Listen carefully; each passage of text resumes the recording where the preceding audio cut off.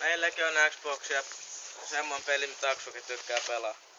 Arvatkaas mitä me halutaan Alinekas joululahjaksi. No.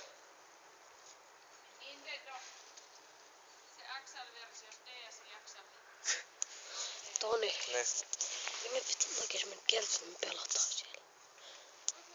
Vittu uraa. Mitä fillaroa? Toni.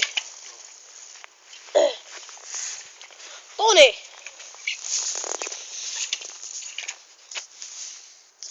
Kumpi ruopii paremmin?